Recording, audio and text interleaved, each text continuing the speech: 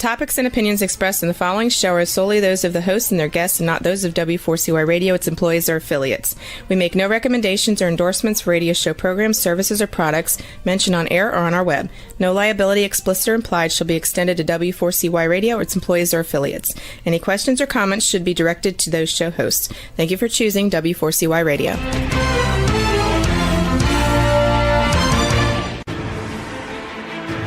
What's working on purpose anyway? Each week, we ponder the answer to this question. People ache for meaning and purpose at work, to contribute their talents passionately and know their lives really matter. They crave being part of an organization that inspires them and helps them grow into realizing their highest potential. Business can be such a force for good in the world, elevating humanity. In our program, we provide guidance and inspiration to help usher in this world we all want, working on purpose. Now, here's your host, Dr. Alise Cortez.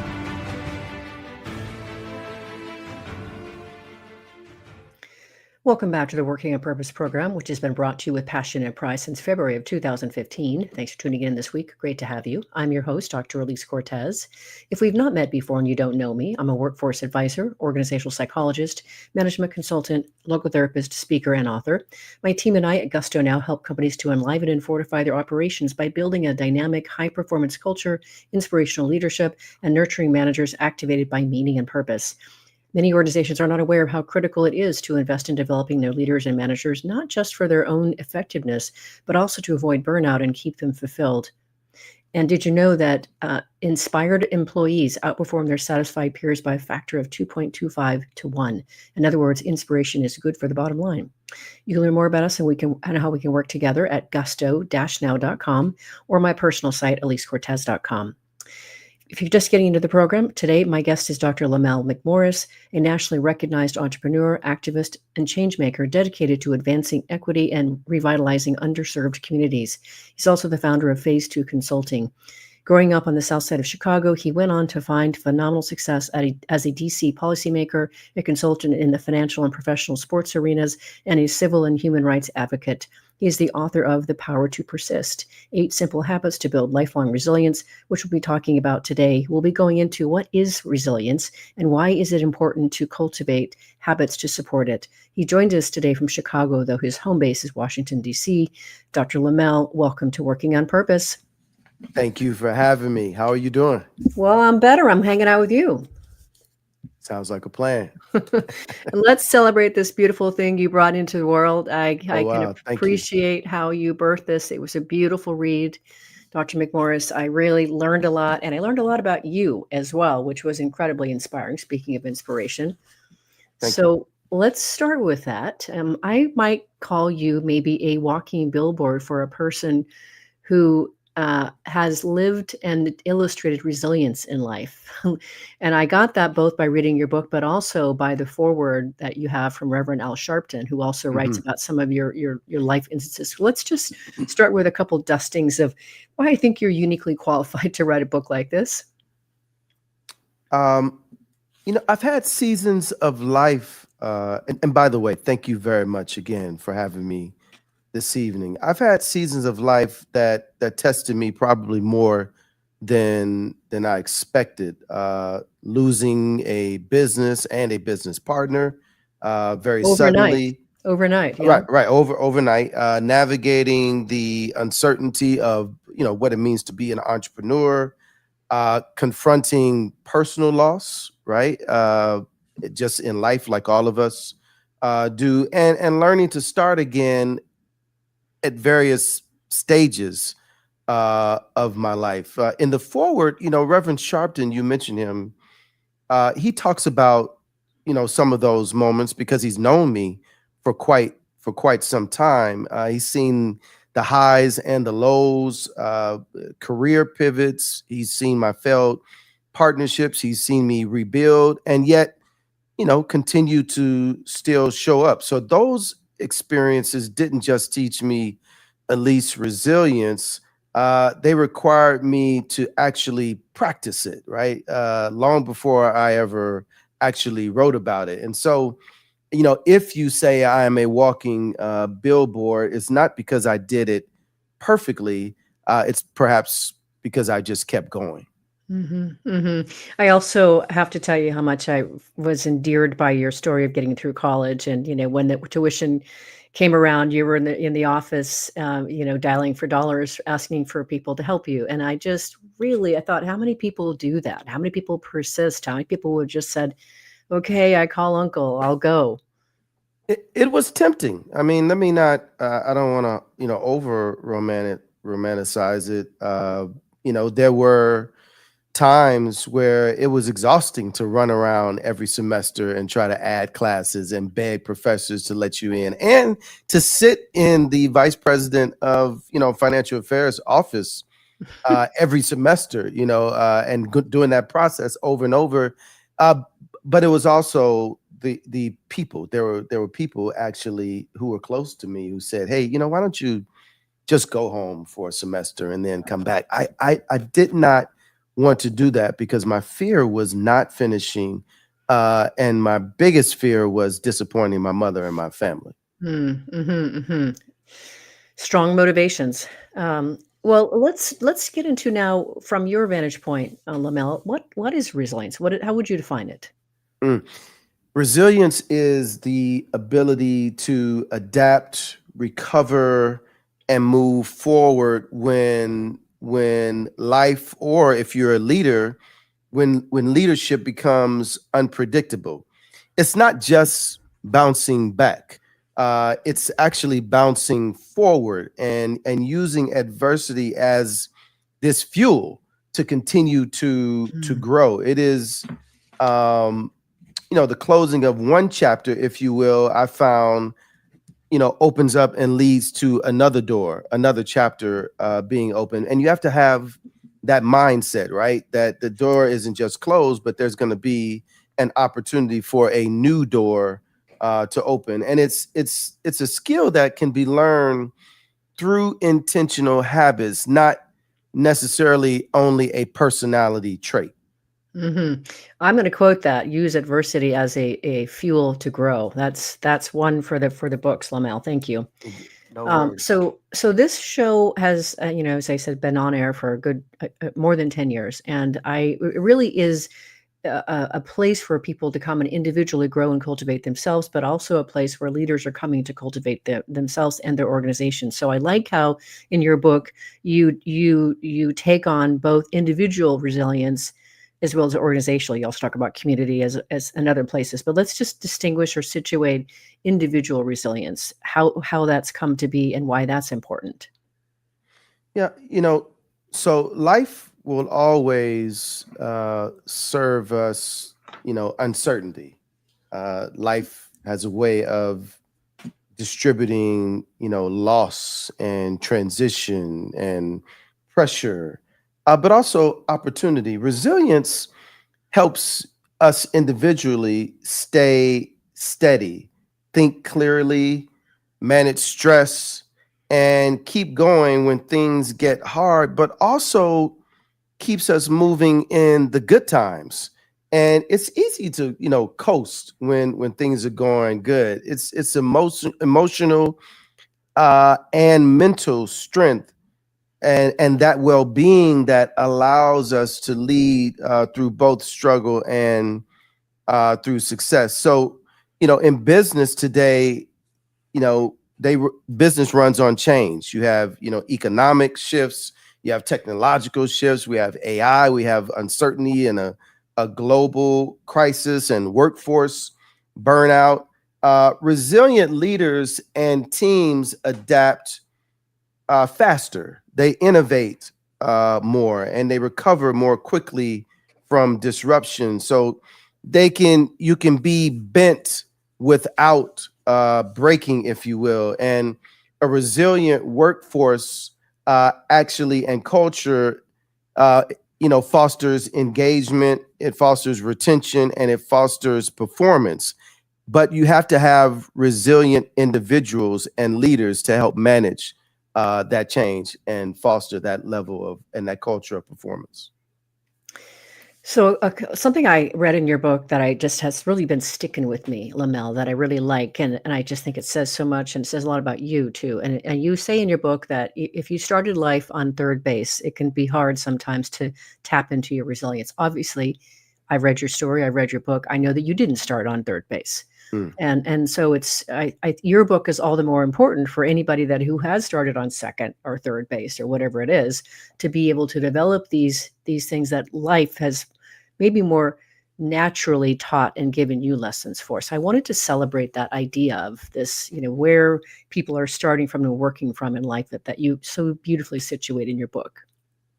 Yeah, it comes from a saying, Alise, that some people, woke up on third base and thought they hit a triple. Um, Right. Sometimes, and by the way, let me be very clear. There's nothing wrong with being born on third base. There's nothing wrong with having familial and even cultural and societal advantages because of how well your parents did in life and they've created. Uh, but even in that environment, right? Even in an environment where success abounds, and there's still a need to be resilient and not Mhm. become comfortable and learn how to survive and thrive, beyond your familial and cultural.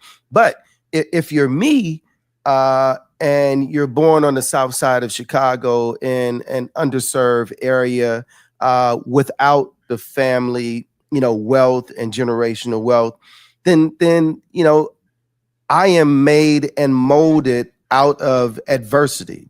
It is adversity and challenge that has propelled me to grow and strengthened me to become more resilient and know how to survive through the ups and through the downs.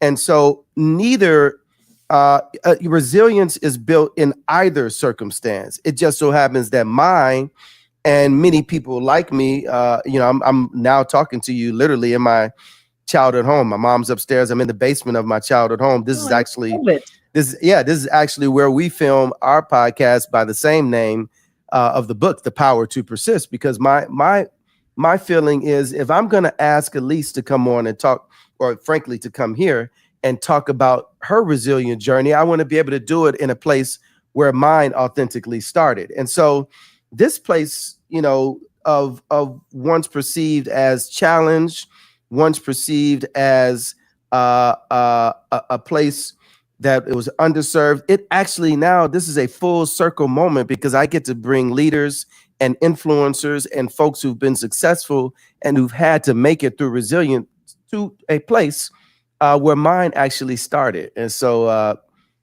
what was meant perhaps, and what sometimes is meant perhaps, at least to break us, actually ends up being the things that make us. And if I'm a billboard for anything, perhaps I'd like to be a billboard for that. Mm. One of my values is empowerment, Lamell. So that really speaks to me, that people listening would say, okay, these things that I think have been breaking me could actually really, really strengthen me and turn me on to something even more. I also want to celebrate this beautiful intentionality, that the way in which you host your show from the family home that you grew up in. And then Yes. just briefly, for people who don't know this, and one of the things I want to talk about later is the notion of reaching into other circles to help expand your thinking and also Mm-hmm. cultivate your resilience. For Mm-hmm. those of us who don't know what it really means to grow up in the south side of Chicago, what does that mean? Mm. Well, that means, in my environment, I had the constant daily threat of gang violence, and perhaps even gang initiation. I had to walk past folks who are not just addicted but dealing drugs. I had to deal with alcoholism and just a sense of violent and a violent environment, if you will. Plenty of, which is one of the reasons why I started the effort to rebuild and invest in my neighborhood. Plenty of vacant lots, abandoned buildings. That was my environment. But I was never shaped by that. I was never defined, if you will, by that.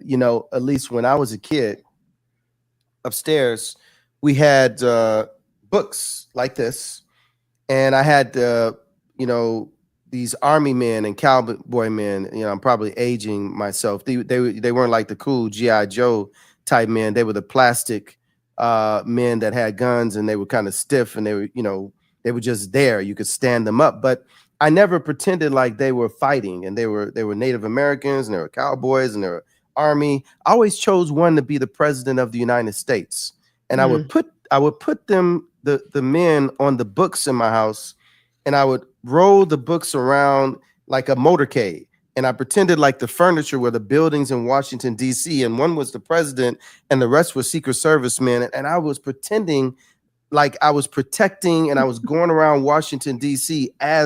Now this is in this environment where allegedly I grew up with all of this stress and strife and strain, but my world and my mind was somewhere else. So by doing that, I was actually unknowingly creating this resilient environment, because I was putting myself in a place where success thrived, where I thought power thrived, where I thought leadership thrived, where I thought all things positive and good thrive, and where impact thrive. And yet you walk out my door, it was a whole nother reality, but in this place. And how ironic, right? How about resilience and destiny that I would end up years later in the very place that that I was creating mentally, and in this environment that I was creating, I would end up with an office across the street from the White House on Pennsylvania Avenue at 1455, full circle moment. So I hope it's a lesson both to your listeners who are, in our age range, but especially to those that are younger, that we actually can create and model and vision and dictate the destiny of our lives, not the environment that surrounds us. Oh, Lamell, I am so happy to know you. I want to celebrate. Nice to know you too, my friend. Yeah, this is just beautiful. And so I'm so glad I asked you that question, because what you were describing to me is you went into your own world and then you created your own future by how you envisioned it and pulled yourself into it. You hit it right on the head. I literally my mom and my family would have to like step around because they knew that I was in a totally different, no one wanted to disrupt where my head was and whatever environment I was creating for myself. Wow, delightful. That is right there. Something for our listeners and viewers to think about and let it kind of wash over their hearts and their souls as we go on our first break here. I'm your host, Dr. Alise Cortez. We're on the air with Dr. Lamell McMorris, a nationally recognized entrepreneur, activist, and changemaker dedicated to advancing equity and revitalizing underserved communities.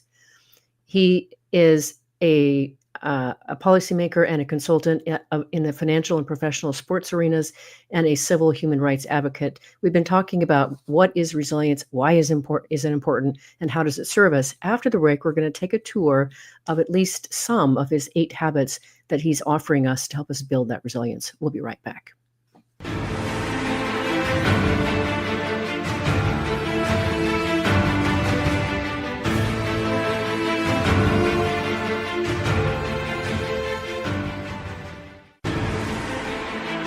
Dr. Alise Cortez is a management consultant specializing in meaning and purpose, an inspirational speaker and author. She helps companies visioneer for greater purpose among stakeholders and develop purpose-inspired leadership and meaning-infused cultures that elevate fulfillment, performance, and commitment within the workforce. To learn more or to invite Alise to speak to your organization, please visit her at alisecortez.com. Let's talk about how to get your employees working on purpose.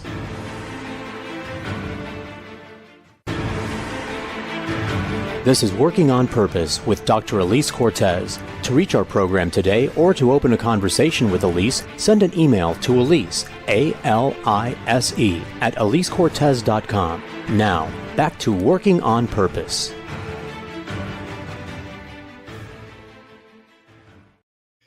Thanks for staying with us and welcome back to Working on Purpose. I'm your host, Dr. Alise Cortez, as I am dedicated to helping create a world where organizations thrive because their people thrive and are led by inspirational leaders that help them find and contribute their greatness. And we do business that betters the world. I keep researching and writing my own books. So one of my latest came out. It's called The Great Revitalization: How Activating Meaning and Purpose Can Radically Enliven Your Business. And I wrote it to help leaders understand today's diverse and discerning workforce, and then provide 22 best practices to equip you to provide what they want through your leadership and your culture. You can find my books on my personal site, alisecortez.com, or on Amazon. If you are just now joining us, my guest is Dr. Lamell McMorris, author of The Power to Persist, 8 Simple Habits to Build Lifelong Resilience. So I'd love for us to talk about as many of these 8 as we can, Lamell, and as the conversation takes us. Okay. And I thought what we could do is, describe a little bit about some of these habits and why they're important, situate them, and then offer just a few ways to build it. There were some that really spoke to me that I want to call out as well. But the first one that I want to talk about, of course, is attitude. And you do distinguish between optimists and pessimists. And of course, the optimists have a glass half full perspective, and optimists are more they focus more on the negative. And you say that you simply cannot maintain a negative outlook and poor attitude and expect to be resilient in the face of life's challenges.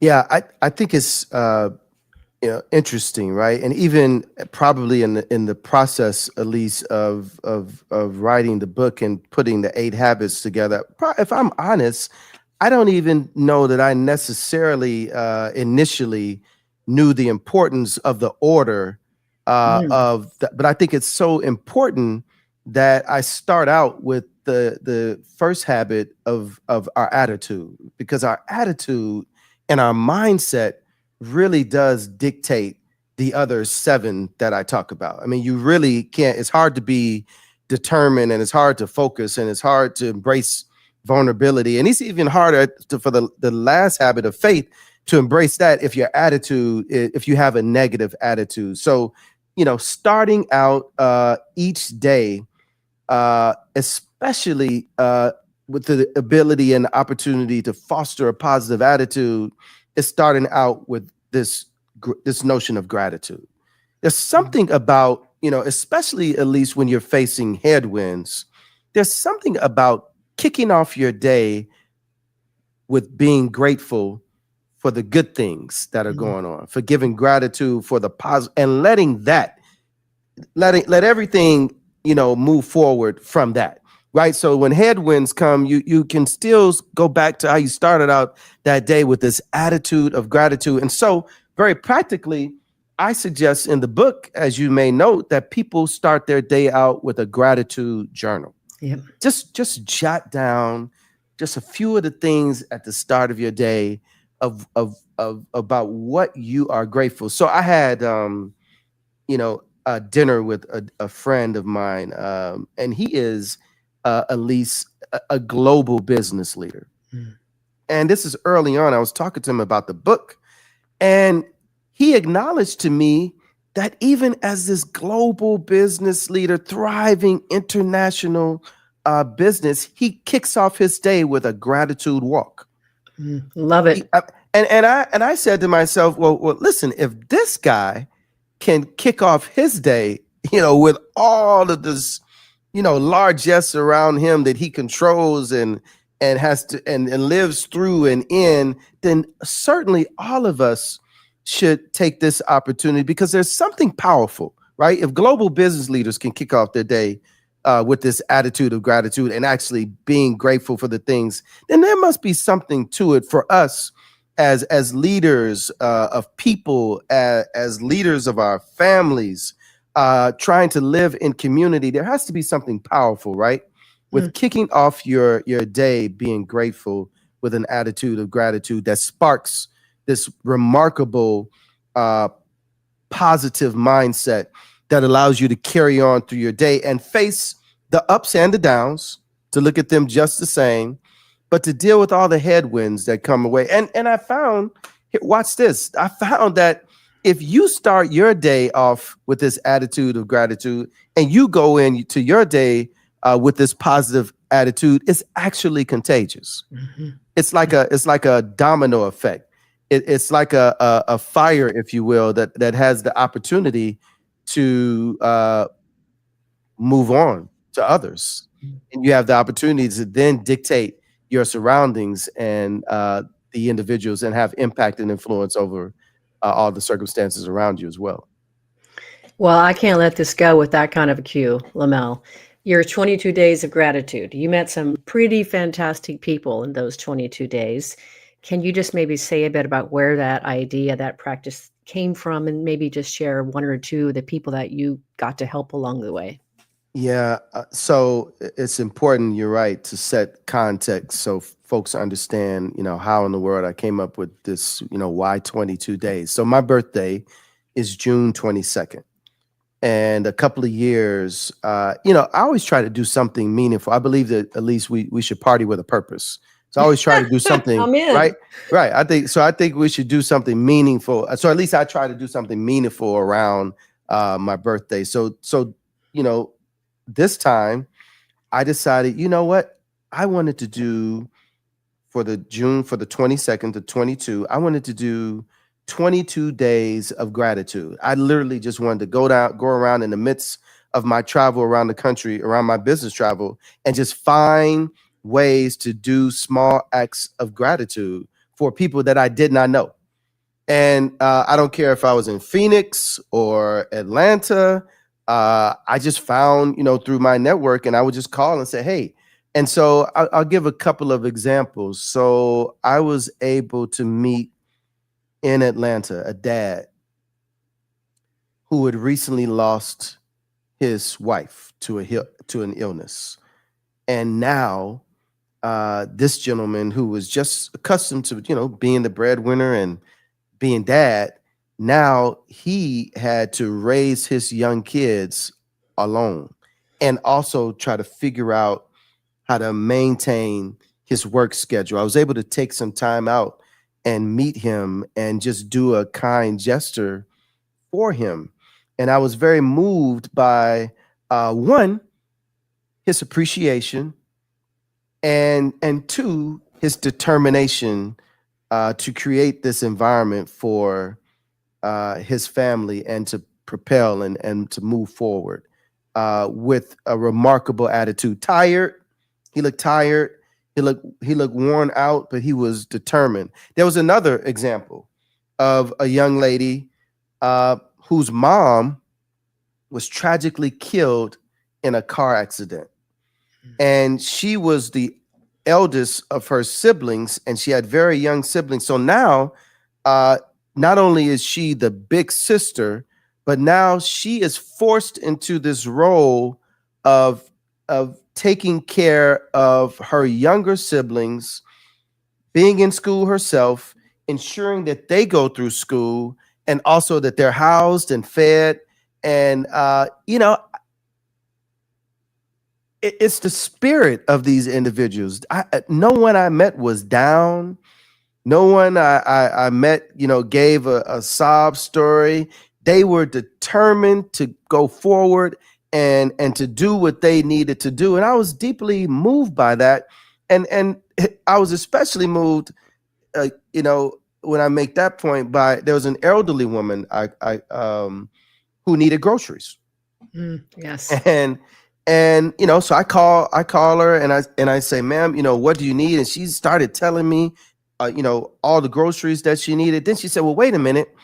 My neighbor down the street, she's homebound too and handicapped, and she needs groceries too.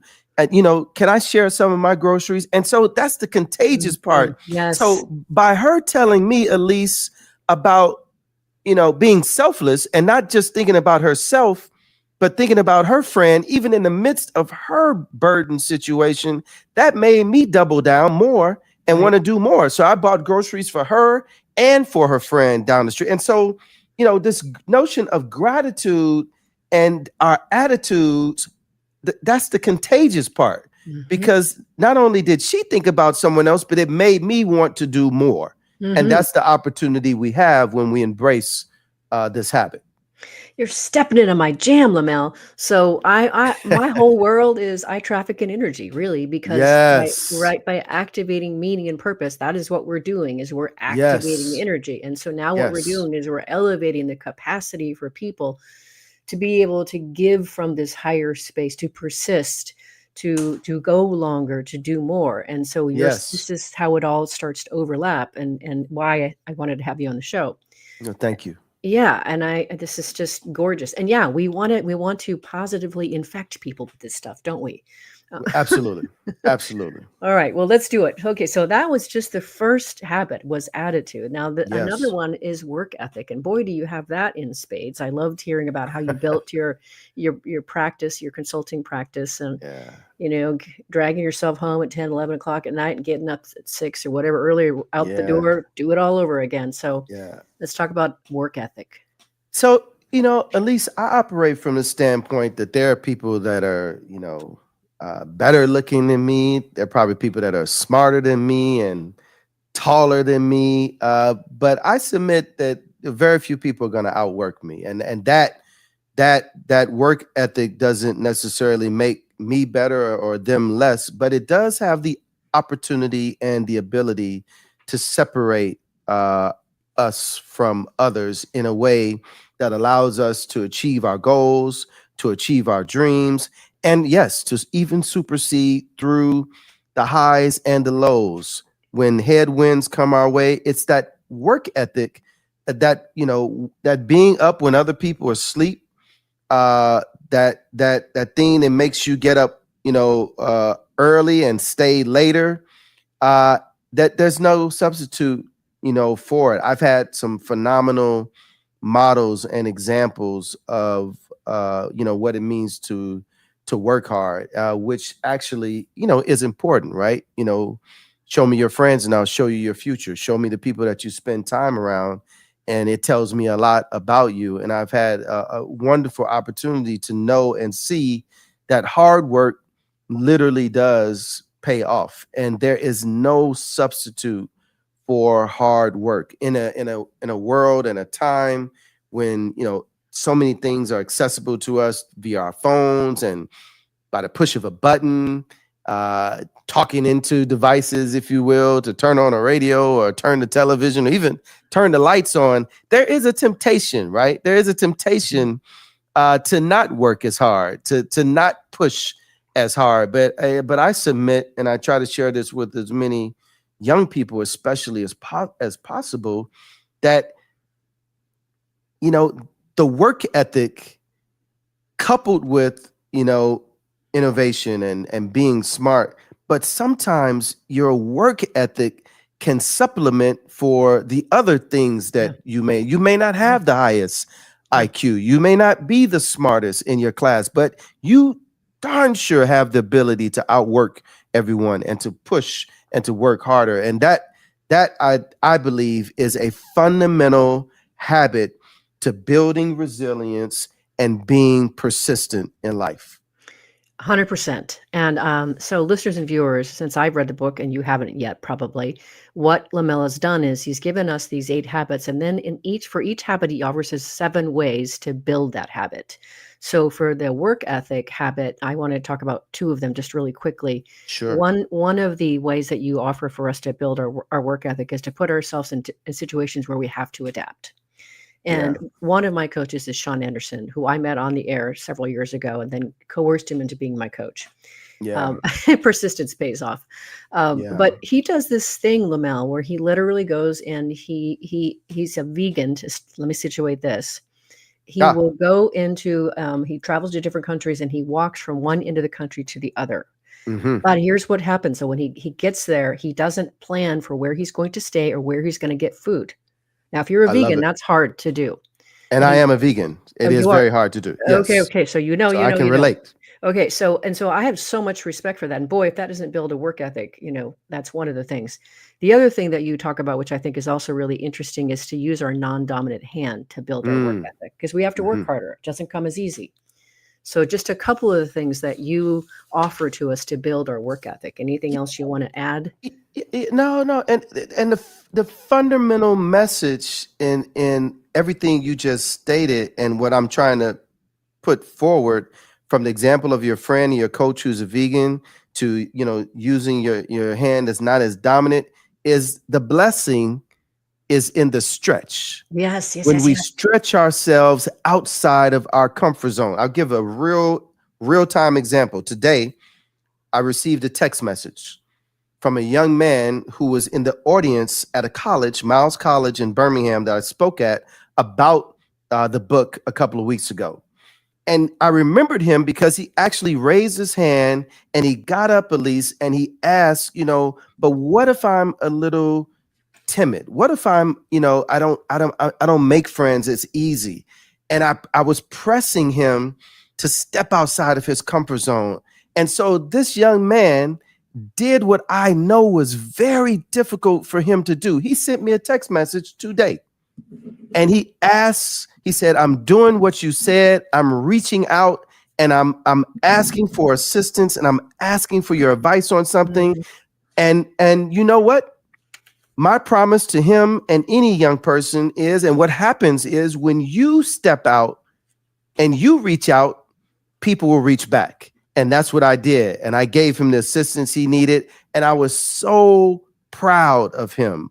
But the blessing, the response, the aid, the assistance, reaching the goal can only come sometimes, at least when we put ourselves in uncomfortable situations and when we stretch ourselves beyond, that which is comfortable for us to do and to be.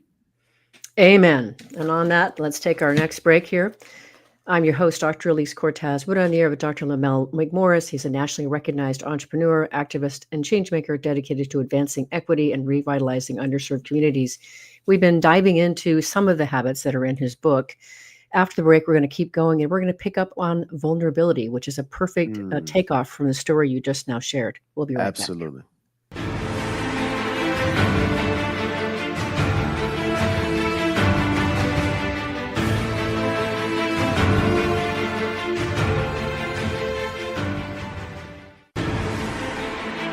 Dr. Alise Cortez is a management consultant specializing in meaning and purpose, an inspirational speaker and author. She helps companies visioneer for greater purpose among stakeholders and develop purpose-inspired leadership and meaning-infused cultures that elevate fulfillment, performance, and commitment within the workforce. To learn more or to invite Alise to speak to your organization, please visit her at alisecortez.com. Let's talk about how to get your employees working on purpose.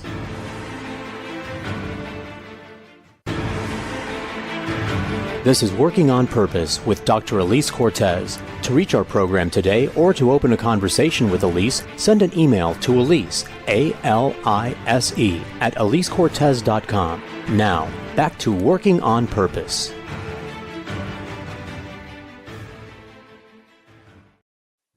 Thanks for staying with us and welcome back to Working on Purpose. I'm your host, Dr. Alise Cortez. As you know by now, this program is dedicated to empowering and inspiring you along your journey to realize more of your potential. If you want to learn more about how we can work together and learn about the Gusto Now Academy for leaders and individuals on various journeys alike, make your way to gusto-now.com and then navigate to the training tab and you'll find the academy there. If you are just now joining us, my guest is Dr. Lamell McMorris. He's the author of The Power to Persist, 8 Simple Habits to Build Lifelong Resilience. So I appreciate that you created a space with this young man where he somehow summoned the courage to ask you for help. And of course, one of your habits is vulnerability. Let's talk about the habit of vulnerability. Alise, if I'm honest, it is the habit, all of the habits, frankly, and the book, I want your listeners to understand, represent a journey. These are not things that we have perfected, will perfect overnight. And for me, the most challenging of all of the habits that I put forth is this notion of being vulnerable, right? Because so much of society and what it means to be a leader says that we're supposed to have all the answers and we're never to show weakness. We're always supposed to show strength. And, that's what it means to be the leader. But I found that, admitting sometimes that I don't have all the answers and admitting sometimes that I do need help and admitting it's not constraining. It's actually liberating. It's freeing, right? It actually frees me to, be open to folks helping. And actually it frees the listener, the folks that I'm working with, my team and other folks to say, hey, you know what? I can help. And, I didn't really understand this project totally. And I wasn't really, certain about this task. And it actually pulls people together. And so I submit that this whole notion of what it means to be vulnerable is not confining. It's freeing. It's liberating. And it is a critical, absolutely critical habit for us to continue to work on that helps us build resilience, that helps us, by demonstrating levels of empathy and vulnerability. It actually pulls people, it makes us better leaders. It makes us better family members. It makes us better friends. It makes us, better participants in communities that we're trying to serve and impact when we can identify with people who are suffering. So it's one thing to be in my community right now where I am and to want to make this impact and to want to push things onto people. But when I can actually identify with my neighbor that's struggling and actually needs help as we approach this Thanksgiving holiday, when I don't look down on them and I actually can understand the path and the journey of the homeless guy that I just saw in my alley back here, digging for food, it takes on a whole different notion of service and ability to make a positive impact. No doubt, no doubt. I can tell you, for me, I appreciate what you said about this being that maybe one of the harder habits for you. It's hard for me too, and I'll tell you where I started to learn it. That's when I got divorced 10 years ago. That's when I learned I had to ask for help, and I certainly had to accept help. And as I began to accept help, I began to notice with different eyes how others were suffering, and it gave me much greater compassion. But what about that process made you open up your eyes? What was it?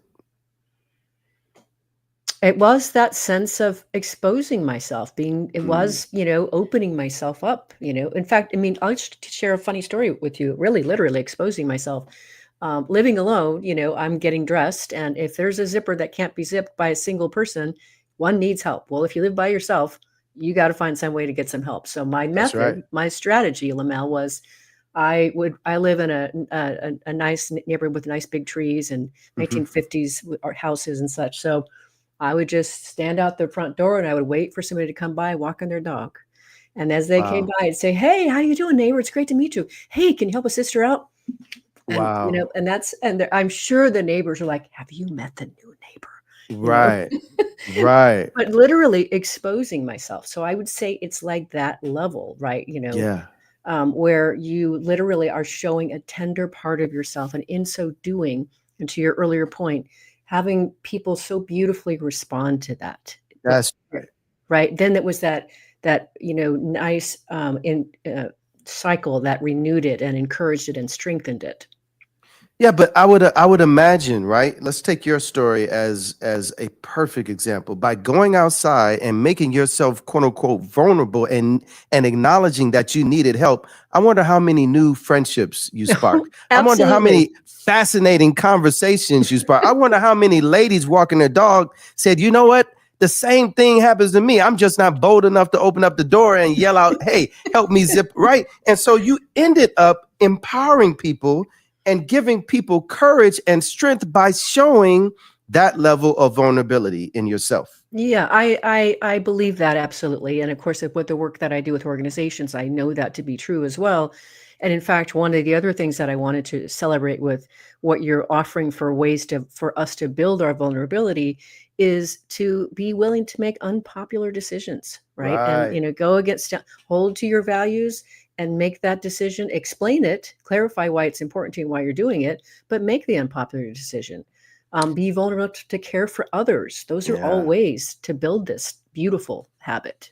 Yeah. We have. I'm authoring an op-ed now that actually talks about what it means to do just that, to stick to your values and make unpopular decisions in an environment where it's difficult, right? But when you stick to your values, then you can empower and you can make the positive impact and the change that you seek to make in this society. And this particular op-ed is going to be written, primarily to leaders in corporate America to encourage them to stick to their values in the midst of a climate that may actually be suggesting that they do otherwise. I want to read it. I want to celebrate it. It's on the way. Thank you. Okay. When it's ready, I'm happy to share it on social media as well. So whenever it's ready. Okay, now I would be absolutely remiss if I let you get off this show, Lamell, without Mm, us talking about the habit of faith. And mm, I want to cue up where I'd love for us to at least start with this. And so hmm you say, what is faith? You say, what one of my favorite verses in the Bible defines faith as the substance of things hoped for and the evidence of things not seen. Then you go on to say, I believe that the connection between faith and resilience takes place when you realize that you are the substance of things hoped for and the evidence of things not seen. Yes. Wow, that is incredible. Yes. Yes.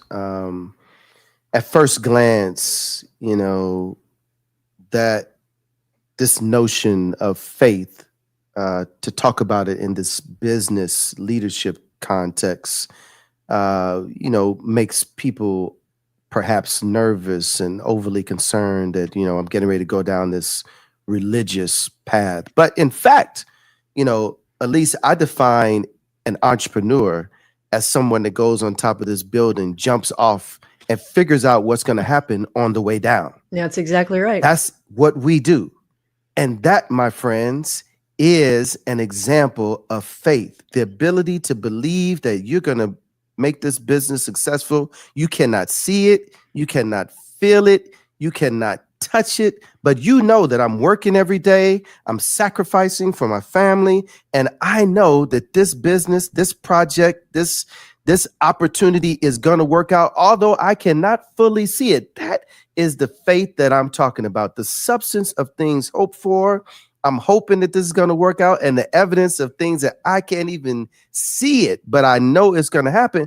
And I submit that on this road to resilience and this notion of being persistent, when you and I look in the mirror and determine that this isn't just some concept that's out there, when you and I determine that we are the substance of things hoped for, that we are the living, walking embodiment of faith, that, my friend, propels us to walk through any obstacle, any hurdle, any challenge that life brings us, when we know that we are the substance of things hoped for and the evidence of things not seen. You see why I just couldn't let you off the show without us talking I see about why. And it is the last habit that I raised for a reason. And it's sandwiched that between attitude and faith, the other ones exist. And I think that's important. And just one of the ways that you offer for us to build our habit of faith is to listen to our intuition, to really honor that voice from within that is guiding us and telling us where to put that next foot. Yeah, we all have it, and our gut tells us, where we need to go and what we don't need to do more often than not, but it's just our willingness and ability to listen to it and to trust it. Right, and not ignore it, not stuff it down. And not ignore it. Lamell, I am so honored and delighted to know you. Now you can run from me, but you can't get away from me because I'm pretty fast. So you're stuck with me, in other words. I'm not trying to run. Okay, good. So this show is listened to by people around the world, and they are here to develop themselves, to grow into their higher versions, become better leaders. Yes. What would you like to leave them with? That this notion of resilience is not optional anymore. Yeah. It is a mindset and a set of habits that we must embrace. We are going through remarkably challenging and turbulent times, and I submit that people do everything they can to wrap their arms around whatever path they need to take to become more resilient. That is a fantastic and powerful way to finish, Lamell. Thank you again for coming on the show, for writing this book. Thank you for having me. You're very welcome, and being the gift that you are to the world. This is amazing to know you and share you with my listeners and viewers. Thank you. Listeners and viewers, you are going to want to learn more about Dr. Lamell McMorris, and also to learn about the work that he's doing at Phase 2 Consulting, and check out his book, The Power to Persist. So I would suggest you start by going to his personal site, which is lamellmcmorris.com. Let me spell that for you. LAMELL, and then MCMORRIS.com, lamellmcmorris.com. Last week, if you missed the live show, you can always catch it via recorded podcast. We were on the air with Cecily Mack talking about her book, Undimmed, the 8 Awarenesses for Freedom from Unwanted Habits. She helped us to understand not only how much time our unhealthy habits rob us in life, but also how much larger we can live without them. Next week, we'll be on the air with Dana Williams talking about her book, The Internal Revolution, Lead Authentically and Build Your Personal Brand from Within. See you then, and together let's lean in and learn how to create destination workplaces where people thrive while doing business in a way that betters the world. Let's work on purpose. We hope you've enjoyed this week's program. Be sure to tune in to Working on Purpose, featuring your host, Dr. Alise Cortez, each week on W4CY. Together, we'll create a world where business operates conscientiously, leadership inspires impassioned performance, and employees are fulfilled in work that provides the meaning and purpose they crave. See you there. Let's work on purpose.